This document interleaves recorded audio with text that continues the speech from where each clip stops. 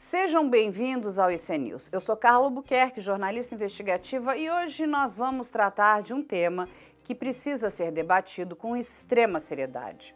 Um tema que está adoecendo famílias, quebrando empresas e desafiando a capacidade do Estado de proteger a sua própria população.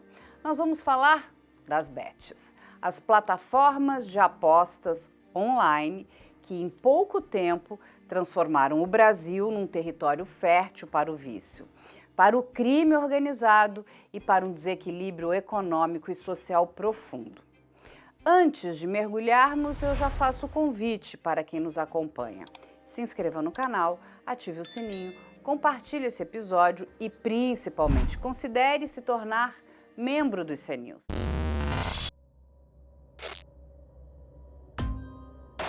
Vamos ao que interessa, e são fatos perturbadores.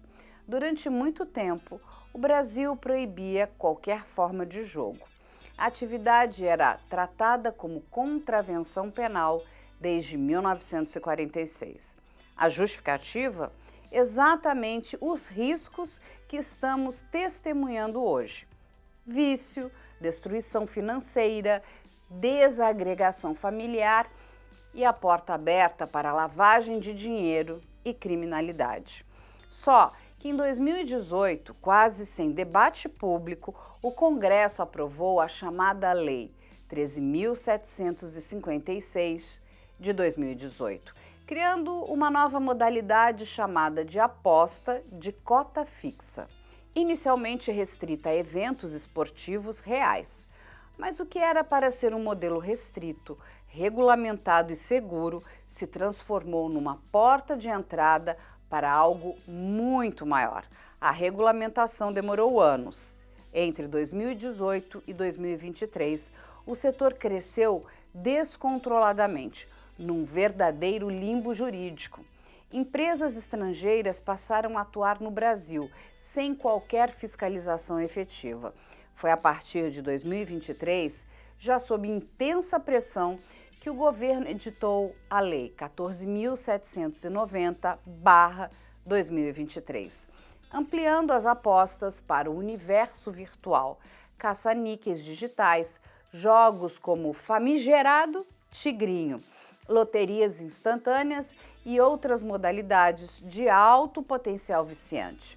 E aí, o cenário fugiu de qualquer controle.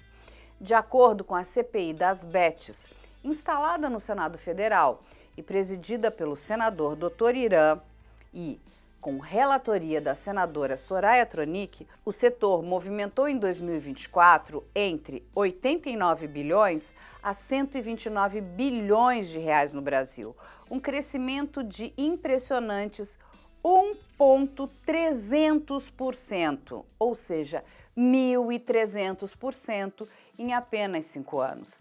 Não existe em nenhum outro segmento econômico legalizado no país um crescimento sequer próximo a esse.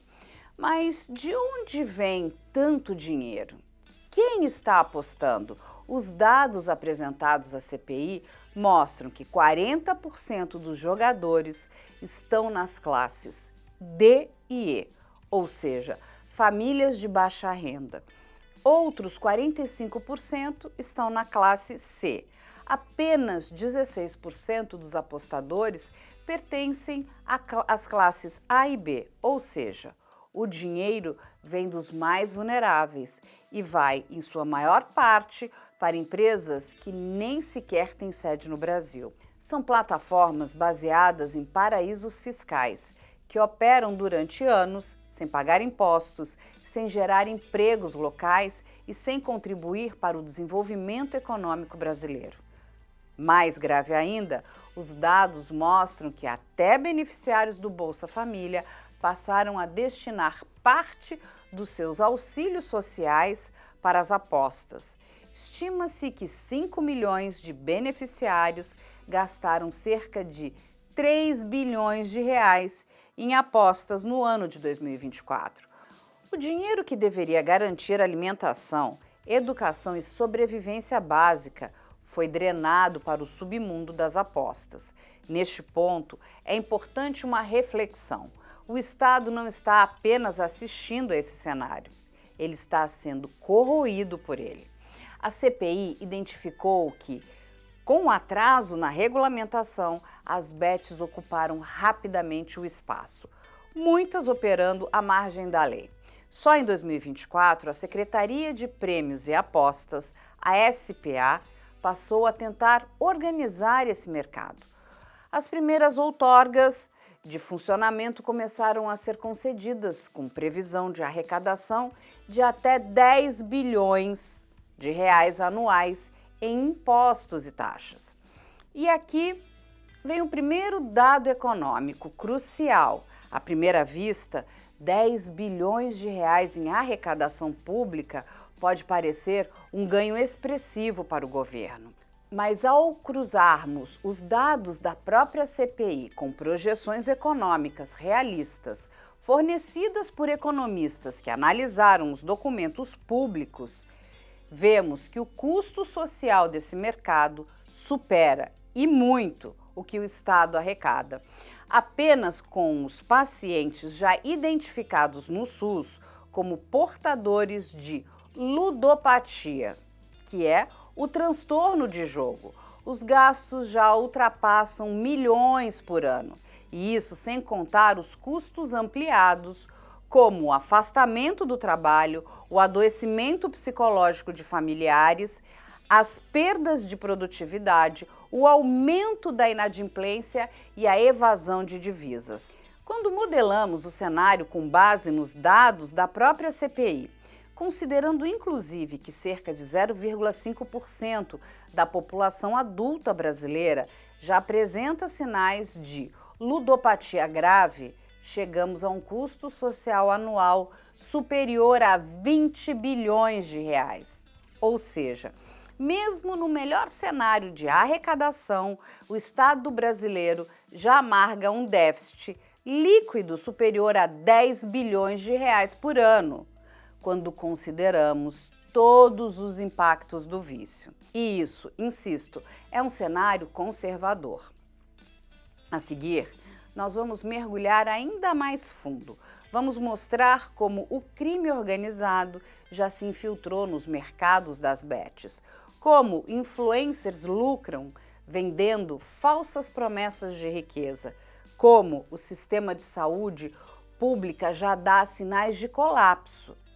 E vamos trazer exemplos de como outros países estão enfrentando o problema com muito mais rigor. Eu convido você a seguir com a gente nessa investigação. O Brasil está diante de um problema estrutural e o tempo para agir está se esgotando. Quando falamos em apostas online, a maioria imagina apenas o jogador comum, o cidadão que deposita seu dinheiro esperando ganhar. Mas o que a CPI das bets escancarou vai muito além disso.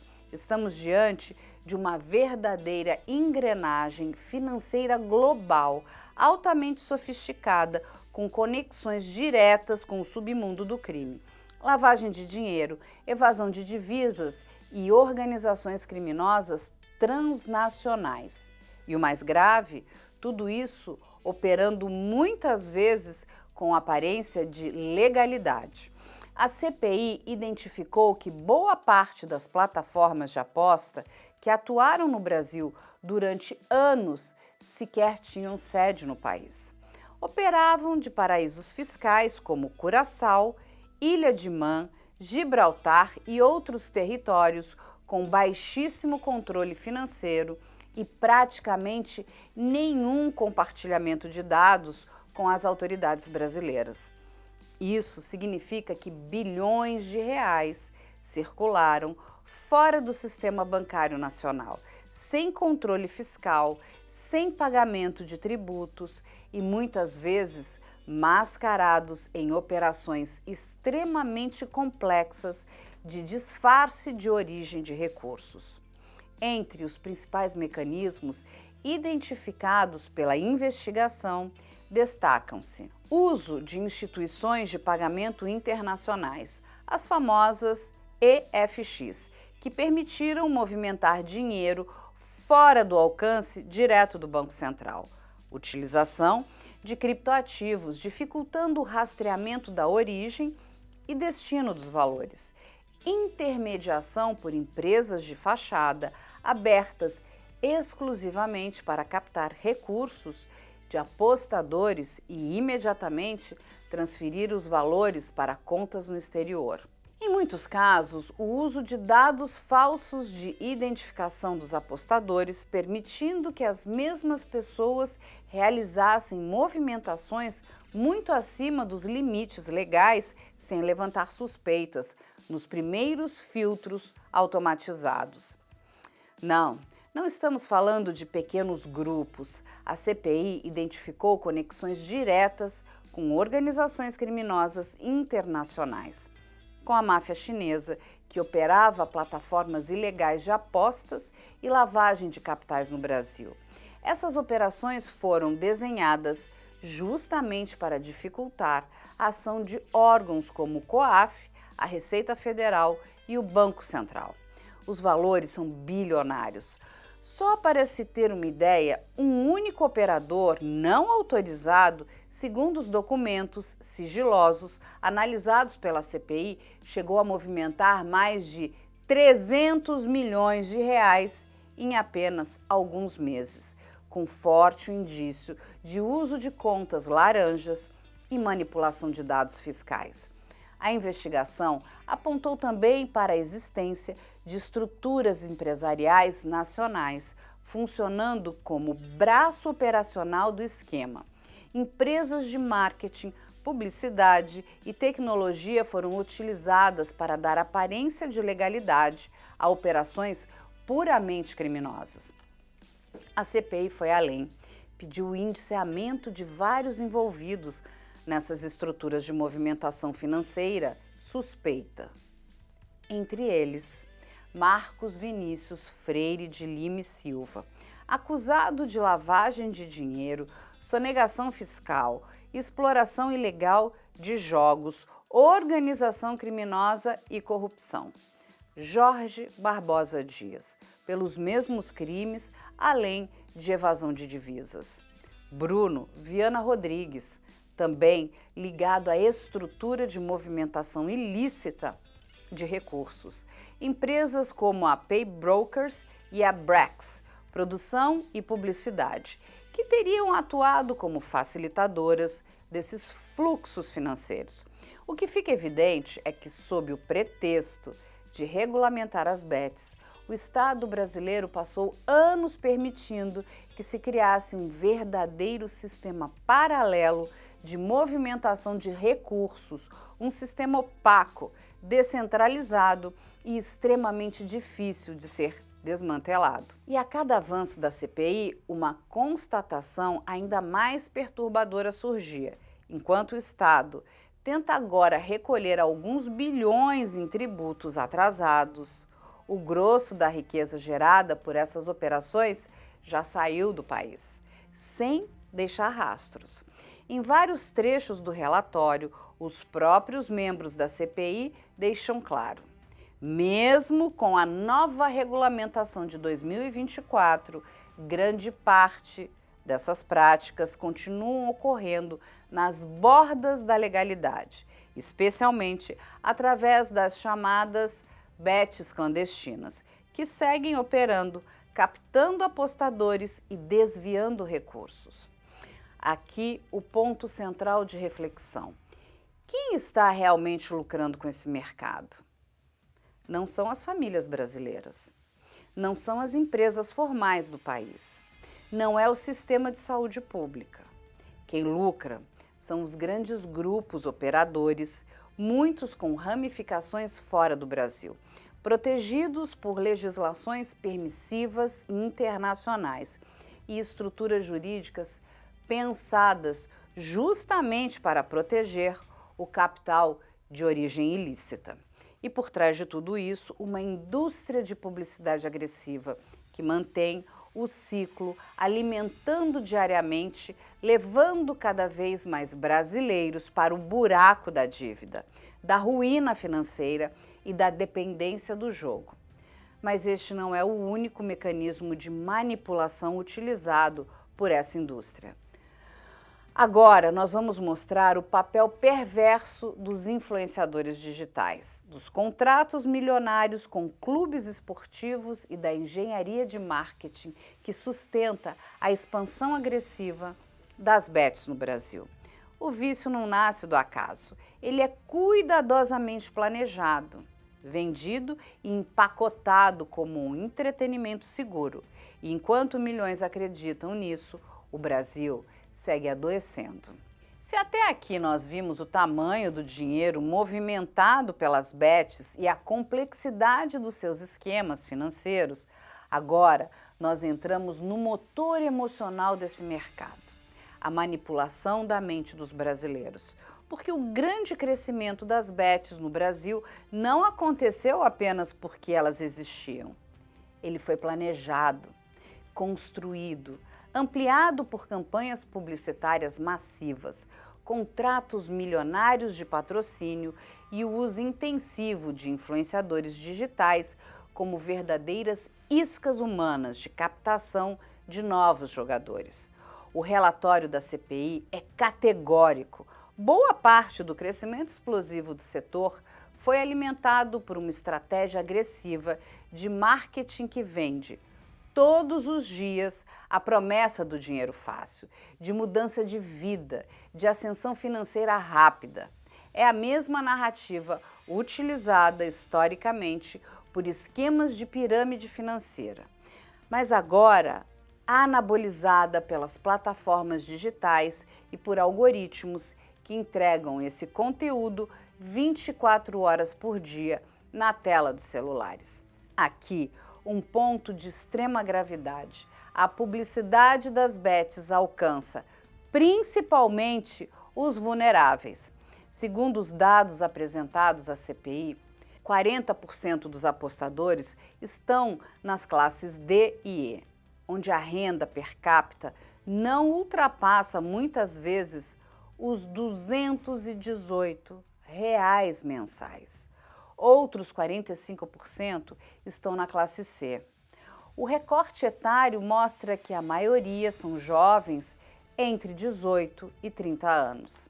E o canal de entrada principal são os influenciadores digitais. Não estamos falando de publicidade institucional com filtros de responsabilidade. Estamos falando de influenciadores pagos, muitos deles jovens com milhões de seguidores, vendendo rotinas fantasiosas de sucesso construídas em cima de apostas. O ciclo é brutalmente eficiente. O influenciador exibe seus supostos ganhos, promove links de cadastro com bônus de entrada, estimula a repetição da aposta, independentemente de perdas, normaliza a narrativa de que quem persiste ganha. Essa engenharia emocional desarma qualquer noção de risco racional. E ao invés de orientar o jogador para o jogo responsável, como as próprias plataformas deveriam fazer, o estímulo é exatamente o oposto: continuar jogando a qualquer custo. A CPI revelou que muitas dessas campanhas sequer informam de forma clara os riscos do vício, a probabilidade real de perda ou a existência de políticas de autoexclusão. Há um uso sistemático de estratégias psicológicas de indução ao comportamento compulsivo. É o marketing da esperança vendida em pacote digital. E a questão não para nos influenciadores. Os contratos de patrocínio com o futebol brasileiro formam a outra perna dessa estratégia de expansão. Clubes de todas as divisões, incluindo as principais equipes da Série A, assinaram contratos milionários com casas de apostas. Em alguns casos, os valores dos contratos ultrapassam os 50 milhões de reais por temporada. Marcas de bets estão hoje estampadas nas camisas, nos estádios, nas transmissões de TV e até nos nomes oficiais de campeonatos. O futebol, paixão nacional, virou uma das portas de entrada mais poderosas para a normalização do jogo de azar como algo culturalmente aceitável. E com um agravante: crianças e adolescentes também são expostos diariamente a essa publicidade disfarçada de entretenimento esportivo. A CPI ouviu especialistas em psicologia comportamental, autoridades em políticas públicas e representantes do próprio Ministério da Saúde. Todos foram unânimes. O estímulo precoce ao jogo, mesmo em ambientes esportivos, potencializa o risco de desenvolvimento de transtorno de jogo no futuro. A engrenagem é montada com precisão cirúrgica. Influência emocional, via influenciadores. Normalização social, via futebol. Ausência de filtros etários robustos. Publicidade não regulada. Algoritmos das próprias plataformas que ajustam ofertas personalizadas com base no comportamento de cada jogador. Não se trata de uma falha casual, é um modelo de negócios cuidadosamente desenhado para maximizar o ciclo do vício.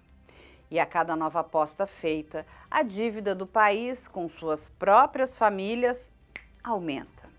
Aqui mais uma reflexão necessária. Quantos dos contratos milionários de patrocínio firmados hoje com os clubes de futebol brasileiro estão sendo pagos com recursos que, em última instância, saem do endividamento das famílias de baixa renda? Essa é a perversidade invisível do sistema. Aquele dinheiro depositado por milhões de brasileiros em busca de um prêmio improvável. Na prática, está financiando clubes, influenciadores e plataformas estrangeiras.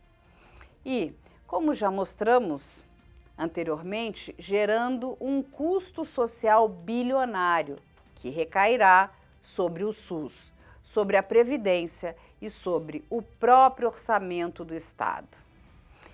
Vamos entrar justamente nessa outra face dramática do problema, o impacto direto e crescente das bets na saúde pública brasileira. O vício em apostas, tecnicamente chamado de ludopatia, já é hoje o problema de saúde pública global.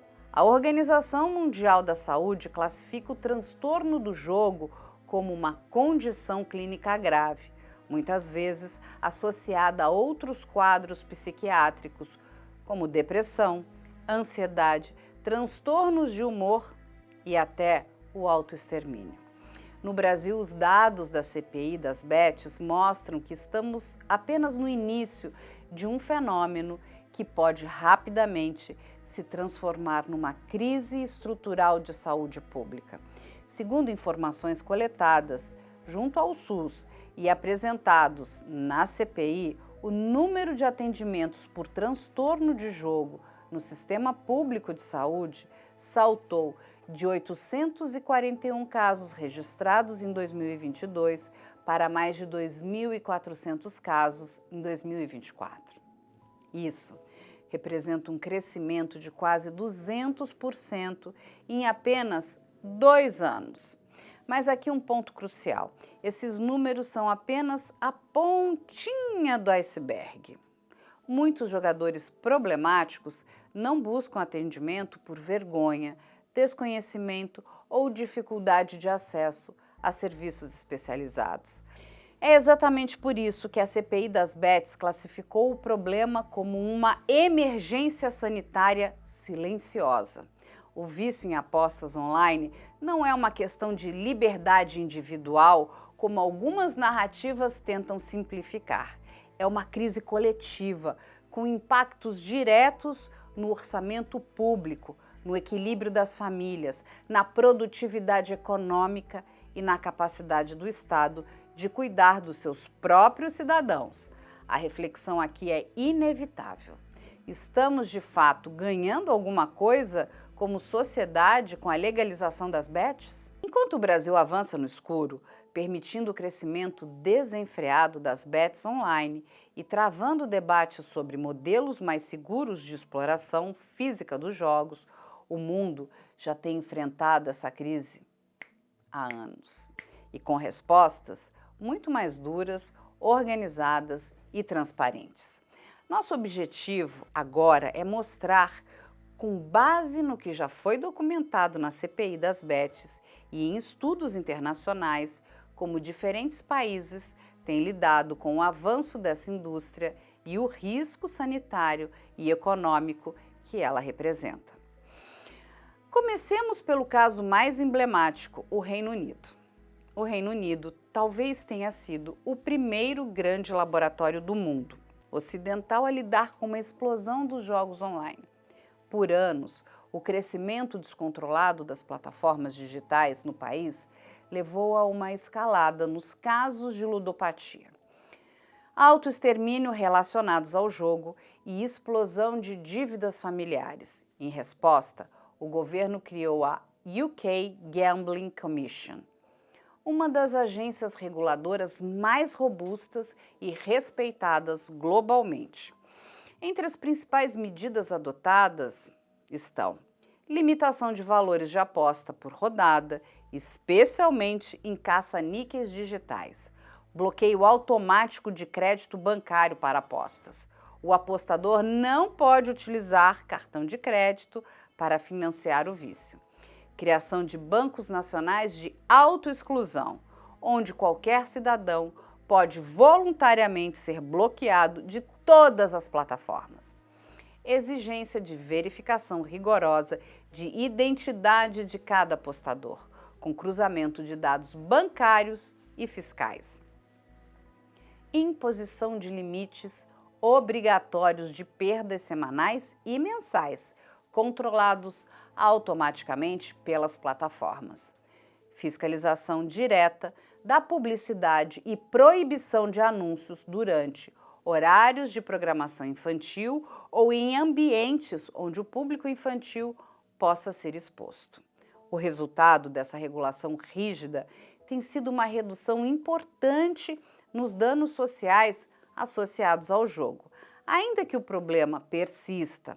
Mas a intervenção do Estado foi essencial para evitar o colapso social que ameaçava o país. Agora vejamos o exemplo da Austrália e da Nova Zelândia, que enfrentaram uma epidemia grave de ludopatia.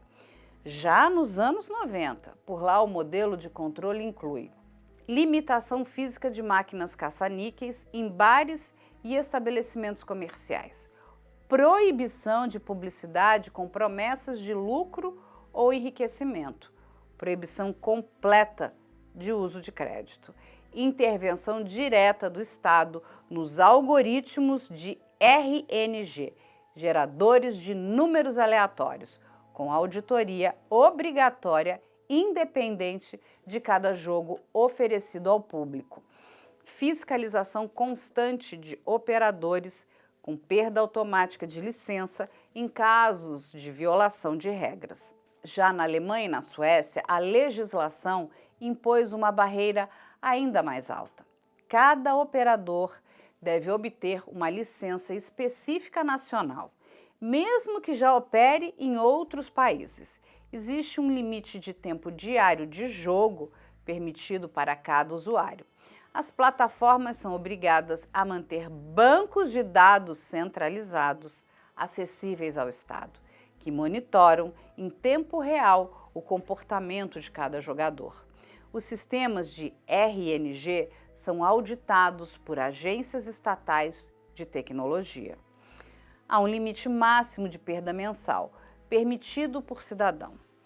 Toda publicidade de apostas deve conter alertas explícitos de risco, exibidos de forma visual clara em tamanho proporcional ao próprio anúncio.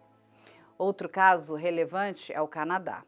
Ali o governo estabeleceu que todas as plataformas que desejassem operar no mercado online deveriam se registrar em Ontário, aceitar a supervisão da Alcohol and Gaming Commission e seguir regras rígidas de controle de dano social. Quem não aderisse ao modelo regulado seria considerado ilegal e bloqueado tecnicamente do país. O que todos esses países têm em comum? Presença forte do Estado, fiscalização constante, restrição ao crédito, limites de perda, políticas de jogo responsável e responsabilidade criminal dos operadores que violam as regras. Agora, voltamos ao Brasil. O que temos aqui hoje é o cenário oposto. Uma legislação recém-aprovada que abriu espaço para a legalização, mas que ainda não estabeleceu limites de perdas, não bloqueou o crédito, não criou bancos nacionais de autoexclusão, robustos e segue permitindo publicidade massiva, inclusive com aliciamento de menores de idade. O sistema brasileiro de fiscalização ainda é frágil, incipiente e, como mostrou a própria CPI das Bets, vulnerável à pressão de grandes operadores internacionais. Aqui cabe uma reflexão dura, mas necessária. Se países muito mais ricos, com sistemas de saúde mais sólidos e com tradição regulatória, precisaram intervir fortemente para conter o avanço dos danos sociais das bets, o que fará o Brasil com um SUS já sobrecarregado, uma estrutura de assistência social no limite e milhões de brasileiros de baixa renda servindo como combustível da indústria? O que está diante de nós não é mais apenas uma discussão econômica, mas um debate sobre soberania, saúde pública e responsabilidade política. Vamos agora mostrar por que, mesmo com todo esse cenário já exposto, a CPI das Bets precisou pedir indiciamentos criminais e quem são as pessoas e empresas que, segundo o relatório oficial do Senado, devem ser responsabilizadas pela engrenagem que alimentou este caos nacional. O problema das bets no Brasil tem rosto, tem nome e tem CPF. A CPI pediu indiciamento de Marcos Vinícius Freire de Lima e Silva, apontado como uma peça central em um dos maiores esquemas de lavagem de dinheiro operando no país sob a fachada das bets. As acusações contra ele incluem lavagem de dinheiro, sonegação fiscal, exploração ilegal de jogos de azar, organização criminosa, corrupção ativa e passiva. As investigações identificaram que ele atuava através de redes de empresas interpostas, movimentando recursos de forma pulverizada, com depósitos fracionados em contas de laranjas e transferências para o exterior, mascaradas por operações de fachada. Ao lado dele aparece Jorge Barbosa Dias, também indiciado pelos mesmos crimes, com participação direta na engenharia financeira que desviou centenas de milhões de reais em um curto espaço de tempo. Outro nome que consta entre os indiciados é o de Bruno Viana Rodrigues, ligado à estrutura operacional que viabilizava a movimentação ilícita de recursos, seja através de contratos simulados, seja pela criação de empresas fantasmas responsáveis por intermediar apostas ilegais. Quando o direito penal entra no palco antes da prova, infelizmente a plateia parece aplaudir o erro. O relatório final da CPI das Bets foi entregue e com ele vieram 16 pedidos de indiciamento. Mas o que era para ser uma peça técnica parece em muitos trechos um roteiro de espetáculo. Indícios viraram certeza. Relações comerciais viraram organizações criminosas. E claro, influenciadores viraram perfeitos bodes expiatórios. Começamos com ela, Deolane Bezerra, influencer, advogada, ex-participante da Fazenda e agora, segundo a CPI das Bets, possível chefona de uma bet legal. A CPI afirma, ela fundou a 01Bet, operava nacionalmente sem autorização, fingia ter licença federal. Mas a CPI deixou de considerar um pequeno detalhe. Essa empresa realmente obteve uma decisão liminar da Justiça Federal de São Paulo, determinando que a União a incluísse na lista de operadores autorizados durante o período de adaptação. Mas voltando ao relatório, ele afirma que Deolane saiu formalmente da sociedade, mas continuava como garota proprietária. Com o uso de laranjas, teria virado sócia oculta e musa do marketing da desgraça. Deolane não compareceu à CPI, amparada por uma decisão da segunda turma do STF. Ela e os filhos promoviam sorteios, repassavam valores em Pix, movimentavam muito mais do que declaravam. O relatório fala então em lavagem de dinheiro, estelionato, organização criminosa e nas contravenções penais de jogo do azar e loteria não autorizada. Aqui, assim, o que investigar. Lavagem e organização criminosa não dependem de achismo. Repito, há o que se investigar, mas não para julgar. O indiciamento proposto parece buscar engajamento. Agora ela, a influenciadora Virgínia Fonseca, a queridinha do marketing, foi indiciada por publicidade enganosa e estelionato. O motivo? Gravava vídeos utilizando conta simulada fornecida pela casa de aposta. Ela disse que não era uma conta fake, apenas uma conta para ela jogar. Eu acredito nesse bilhete. E você? Por essa conduta, a CPI indiciou ela em 2 crimes. Mas aqui já me parece uma inconsistência. Nos 2 tipos penais, existe o erro, o engano da vítima. E se a conduta é única, por que o indiciamento em 2 tipos penais? Faltou ao relatório discutir, então, o conflito aparente de normas, não é mesmo? Ela também negou receber o famoso cachê da desgraça alheia, aquele bônus que aumenta quanto mais o seguidor perde. Disse não se arrepender da publicidade feita, mesmo com os efeitos sociais negativos do vício em aposta. Mesmo com a sua empresa, o ePink, faturando 750 milhões de reais só no ano passado. As pessoas realmente precisam escolher melhor suas influências. Uma outra influenciadora, que também teve seu pedido de indiciamento, foi Pamela Drude, que apenas em 4 meses movimentou quase 3 milhões de reais. Suas publicações sugeriam ganhos fáceis e altos retornos financeiros. Bom, não é mentira, pelo menos para ela e para a casa de apostas, não é mesmo?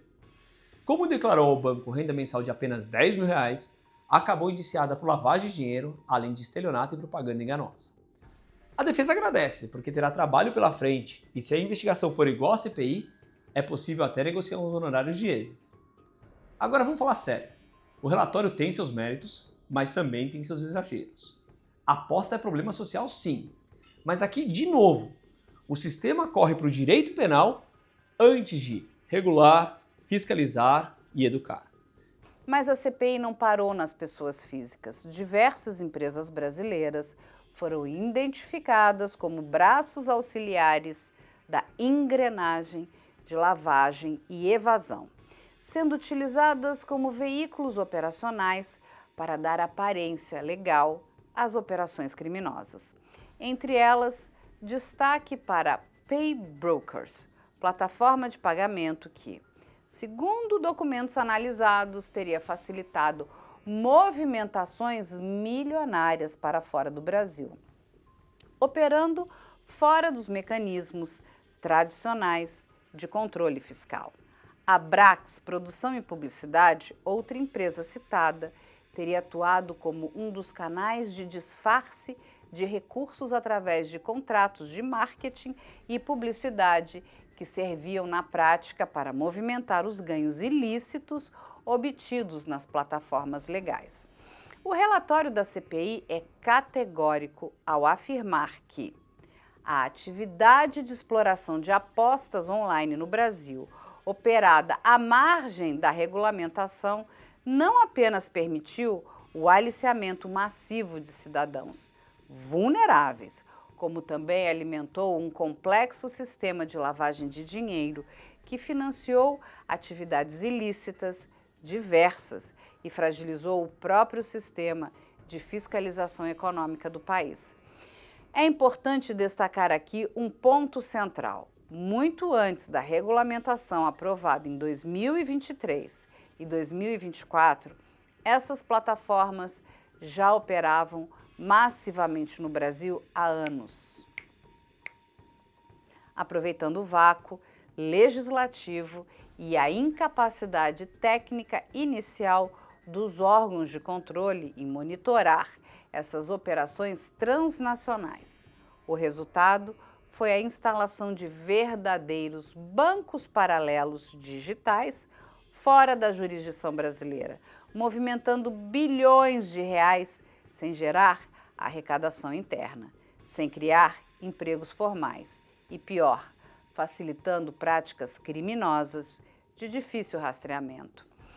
Todos esses indiciamentos já foram encaminhados ao Ministério Público Federal, à Polícia Federal, à Receita Federal e aos órgãos de inteligência financeira, como o COAF, que agora tem o dever de aprofundar essas investigações e apresentar as devidas denúncias criminais. Mas o trabalho da CPI não parou aí. Além dos indiciamentos, o relatório final apresentou 20 recomendações legislativas e administrativas urgentes, justamente para tentar impedir que o vácuo regulatório que permitiu tudo isso volte a se repetir no futuro. Entre as medidas propostas estão reforço das competências do Banco Central e da Receita Federal sobre transações de apostas, criação de bases centralizadas de dados de apostadores, regras rígidas para a certificação de algoritmos das plataformas, limites objetivos de perda e de tempo de jogo, auditoria independente obrigatória das operações financeiras e tecnológica das bets. E o ponto mais sensível, restrições severas sobre publicidade, especialmente envolvendo influenciadores e menores de idade. Como disse a própria CPI em sua conclusão oficial, após um período de verdadeiro faroeste no universo das apostas online, exige-se um freio de arrumação. A omissão neste momento será a escolha pela tragédia anunciada. E é justamente aqui que fica o ponto de maior reflexão para todos nós, como sociedade. O que, de fato, o Brasil deseja? Queremos um país onde o Estado lucra à custa da desgraça de seus próprios cidadãos? Queremos um sistema econômico que finge arrecadar enquanto transfere o prejuízo para a saúde pública, para a previdência e para o orçamento familiar das classes mais pobres? Queremos proteger os interesses de plataformas estrangeiras ou proteger as famílias brasileiras? A decisão agora não é mais técnica, é moral. E essa decisão precisa ser enfrentada com seriedade, responsabilidade e coragem política. O IC-News seguirá acompanhando cada desdobramento desse caso com o rigor jornalístico que vocês já conhecem. Aqui não há espaço para narrativas fáceis. Nosso compromisso é com os fatos, com a verdade e com a defesa de uma sociedade que não pode mais ser refém dos interesses privados de alguns poucos grupos.